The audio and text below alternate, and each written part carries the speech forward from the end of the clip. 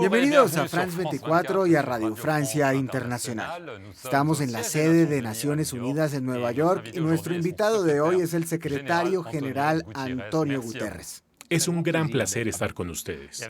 Y para esta entrevista me acompaña Christophe Boisbouvier, de RFI. Señor secretario general, buenas tardes. Señor secretario, estamos en vísperas de la Asamblea General y evidentemente Ucrania será un tema principal. Quiero hacerle una pregunta sobre lo que se descubrió en la ciudad de Izium, una región que fue reconquistada por las fuerzas ucranianas. Las autoridades ucranianas afirman haber descubierto centenas de cuerpos, entre los cuales algunos tienen indicios de ejecución y tortura. El presidente ucraniano Volodymyr Zelensky dice que los rusos son torturadores. Los líderes de la Unión Europea afirman que los rusos, incluidos sus dirigentes, deben rendir cuentas ante la justicia. ¿Cuál es su reacción? En primer lugar, durante la guerra en Ucrania, hemos asistido a constantes violaciones de los derechos humanos y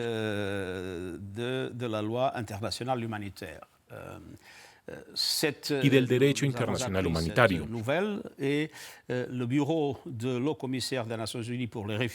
Nos enteramos de esta noticia y la Oficina del Alto Comisionado de las Naciones Unidas para los Refugiados irá al terreno para analizar la información y espero que la CPI, La Corte Penal Internacional, la Corte Penal Internacional que está ahí y que en mi opinión es el instrumento más importante para la rendición de cuentas,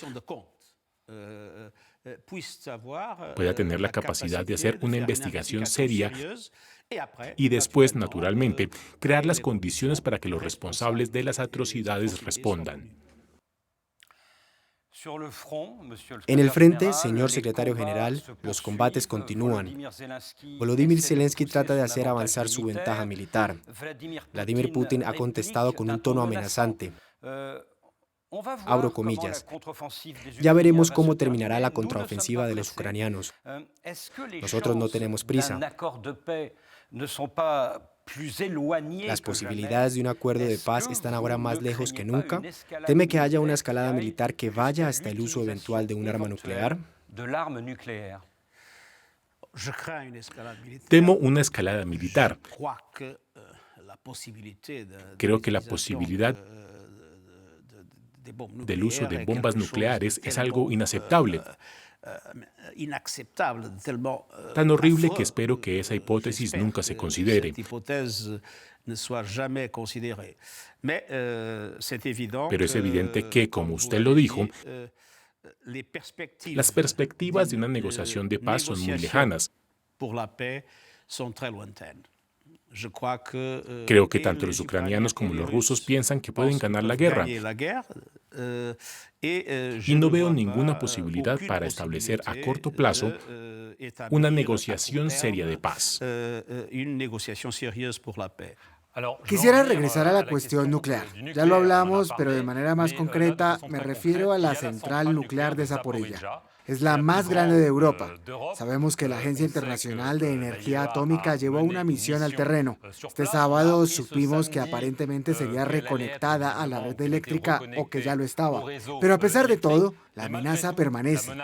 Usted pidió una zona desmilitarizada alrededor de la central, pero por ahora estamos lejos de eso, ¿verdad?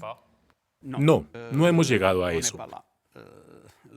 La propuesta que le hice al Consejo de Seguridad fue primero que se necesitaba un acuerdo para no bombardear la central o bombardear desde la central. Es evidente, y en segundo lugar, dije que se debía definir un perímetro para que las tropas rusas pudieran retirarse con el compromiso de que los ucranianos no tratarían de tomar militarmente la central. Es decir, convertir la central en un instrumento estrictamente civil. Y creo que eso es lo que necesitamos para que la central pueda ser reactivada. Como saben, todos los reactores están cerrados. El pasado 22 de julio en Estambul, gracias a su mediación y a la del presidente turco, se llegó a un acuerdo entre los rusos y los ucranianos para que pudieran salir tanto el trigo ucraniano como el trigo y los fertilizantes rusos. Pero el miércoles pasado, creo que Vladimir Putin le dijo por teléfono que ese acuerdo no estaba funcionando por dos razones. Primero, porque el trigo ucraniano iría más a Europa que a África. Y luego, porque el trigo y los fertilizantes rusos no iban a poder salir de Rusia a causa de los bloqueos de los occidentales. ¿Es cierto lo que dice Vladimir Putin? Parcialmente cierto, pero estamos resolviendo esos problemas. En primer lugar, no hay un acuerdo, hay dos acuerdos. Un acuerdo sobre las exportaciones ucranianas, que es un acuerdo entre rusos, ucranianos, Naciones Unidas y Turquía. Un acuerdo entre Naciones Unidas y Rusia para que Naciones Unidas haga su mejor esfuerzo frente a Estados Unidos, frente a la Unión Europea y a otros países que han establecido sanciones para que, como siempre decimos de manera pública, esas sanciones no se apliquen a los fertilizantes y a los productos alimenticios. Y eso puede ser llevado a la práctica. La verdad es que hay dificultades por cuestiones indirectas. Cuestiones de pagos, cuestiones de aseguramiento, cuestiones de acceso a puertos, porque muchas de esas exportaciones se hacen mediante la Unión Europea. Tuvimos una negociación muy importante y muy seria con la Unión Europea y Estados Unidos y creo que vamos en camino a encontrar una solución para los problemas que todavía quedan. Realmente necesitamos los fertilizantes. El mercado de los fertilizantes está en una situación terrible. En África se ve por todas partes que se está cultivando menos que el año pasado. Hay que restablecer la normalidad del mercado de fertilizantes. Al mismo tiempo, hay que decir que hubo exportaciones de productos alimenticios ucranianos hacia todo el mundo, hacia países europeos, hacia otros países ricos, pero también hacia países de ingresos medios como China, India o Egipto, y hacia países más pobres.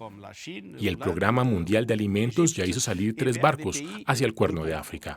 Quiero volver rápidamente al acuerdo nuclear sobre Irán. Hubo negociaciones que parecían alentadoras, pero desde entonces la esperanza está desapareciendo. Aquí en Nueva York estarán sin duda los actores principales de esa negociación. ¿Está preocupado y espera que tal vez aquí se pueda hacer el progreso que no se ha podido hacer? Estoy en contacto permanente con Irán y con los países que negocian.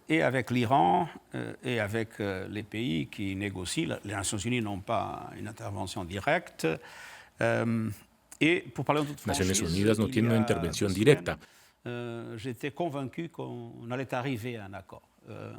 Siendo totalmente franco, hace 2 semanas estaba convencido de que llegaríamos a un acuerdo. Después las cosas se complicaron. Todavía tengo esperanza. Pero creo que hay dificultades enormes y realmente se necesita un esfuerzo suplementario para superarlas. Pienso que, no sé cómo decirlo en francés, el JCPOA.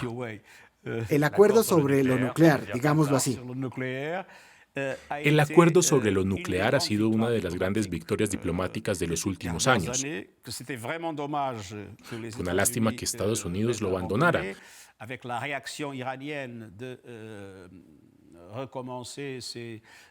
reacción iraní de recomenzar sus actividades en ese ámbito, y es vital restablecerlo.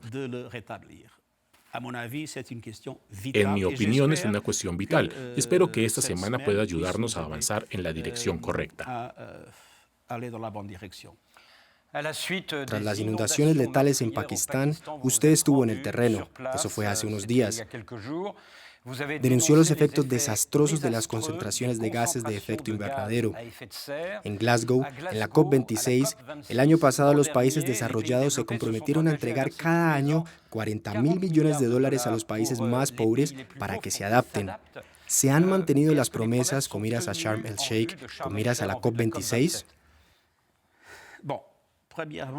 Bueno, en primer lugar, hay que decir que el problema central de la lucha contra el cambio climático está, en este punto, en una situación que yo considero desastrosa.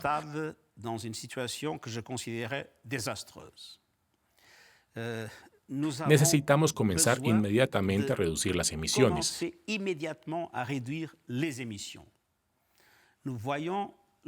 Hemos visto la devastación gigantesca en Pakistán, pero también hemos visto la sequía en África.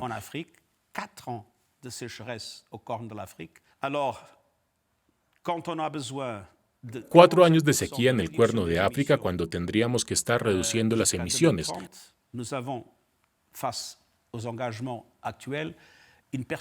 Las emisiones siguen subiendo. Señor secretario general, el comisionado de la ONU para los Derechos Humanos publicó un informe muy esperado sobre los crímenes cometidos por China en su región de Xinjiang.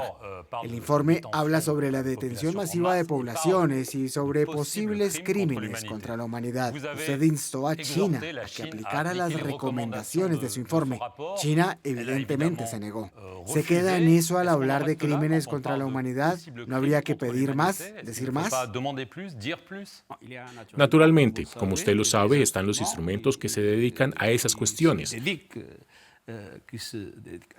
En este momento, nuestra posición clara es que hay que restablecer unas condiciones en las que la comunidad uigur pueda ver que sus derechos humanos son respetados, y más que eso,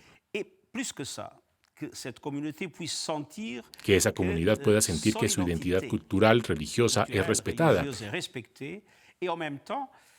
y que al mismo tiempo tiene las condiciones para ser parte de la sociedad en general y que su voz es acogida en la sociedad en general. Espero que esta cuestión, que es una cuestión esencial, pueda resolverse de manera efectiva y, naturalmente, están las organizaciones internacionales que tienen competencias en esa materia. En Haití, el aumento del precio del combustible está provocando desde hace unos días disturbios y saqueos. Usted acaba de hacer un llamado a todas las partes para aplacar la crisis. Hay que volver a subvencionar el combustible para las poblaciones más necesitadas y el plan de urgencia de algunos millones de dólares, del que acaba de obtener el desbloqueo. ¿Está a la altura de los retos? Desde el punto de vista de los principios, creo que hay que subvencionar a las familias y no los combustibles.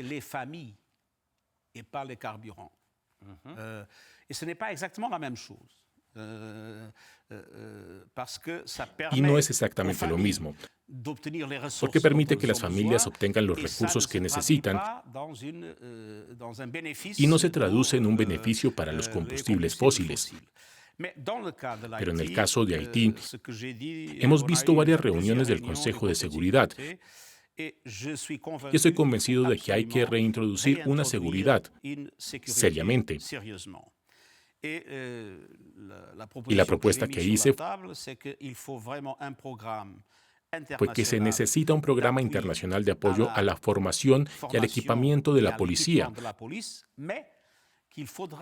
pero que bajo esa perspectiva habrá que tener una fuerza robusta capaz de ponerle fin a las acciones de las bandas.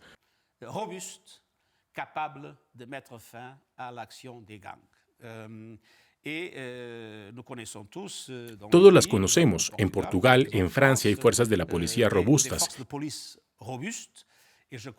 Y creo que hay que tener una en Haití durante esta transición de formación y de equipamiento de una policía que por ahora es ineficaz. Tiene que haber una fuerza que realmente pueda poner orden frente a una ciudad y también frente a un país completamente controlado por bandas. No son movimientos políticos. Desafortunadamente son bandas que también están infiltradas por personas vinculadas al poder económico y al poder político. Señor secretario general, no nos queda mucho tiempo, pero quisiera que hablemos sobre África, sobre Mali. En este momento hay una crisis diplomática con Costa de Marfil. Mali tiene detenidos a 46 soldados marfileños, a los que llama mercenarios. Costa de Marfil dice que no lo son, que estaban trabajando al servicio de la misión de la ONU, la MINUSMA. Primero, rápidamente, ¿considera que son mercenarios? No, no son mercenarios, es evidente. Y le hago un llamado a las autoridades malienses para que que ese problema se ¿Las llamó? resuelva. ¿Habló con el presidente marfileño? Hemos estado en contacto permanente con ellos. ¿Con el señor Goita? No hablé directamente con Goita, pero estamos en contacto permanente. Recibiré a la delegación de Mali y es algo que para mí es muy importante. Hay que resolver ese problema. Y en segundo lugar, hay que reconocer que la situación en el Sahel actualmente es muy, muy difícil.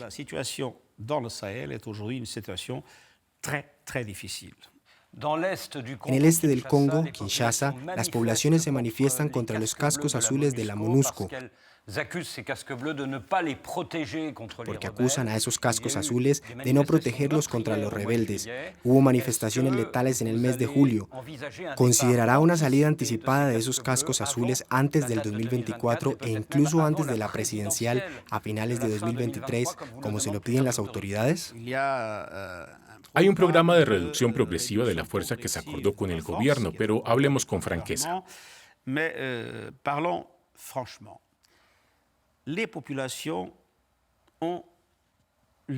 poblaciones quieren y contemplan que las fuerzas de la ONU sean capaces de combatir los movimientos que los atacan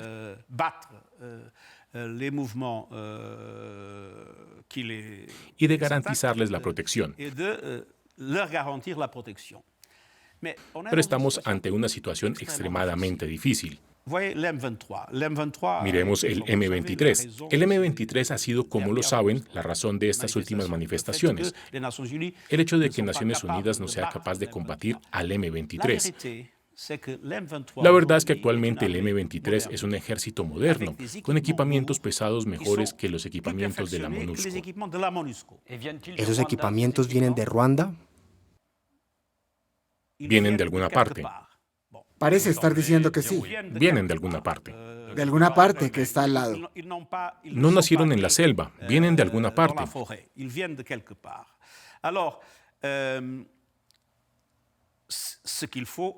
Lo que se necesita, en mi opinión, y es lo esencial, es una discusión seria entre Congo, Ruanda y Uganda para que se pueda tener una perspectiva conjunta para evitar esta situación permanente que siempre nos hace retroceder cuando hay un avance. Es necesario que esos países lleguen a un acuerdo de manera mutua y es necesario que esos países cooperen efectivamente por la seguridad del este del Congo y también por las garantías de seguridad, no hay que olvidarlo, de Ruanda y Uganda. No hay que olvidar que la FDA es un movimiento que se originó en Uganda. No hay que olvidar que en el Congo todavía están las FDLR, que es un movimiento que salió de los Hutus responsables por el genocidio. Todos los países tienen preocupaciones. Deben llegar a un acuerdo porque hay que pensar que una fuerza de mantenimiento de la paz puede resolver los problemas. Ahora que hay fuerzas militares extremadamente bien armadas es imposible y las poblaciones naturalmente no lo entienden. Y para nosotros es un problema general en cuanto al futuro de las operaciones para el mantenimiento de la paz. Señor Secretario General, gracias por habernos concedido esta entrevista. Gracias a ustedes por habernos acompañado en France 24 y Radio Francia Internacional.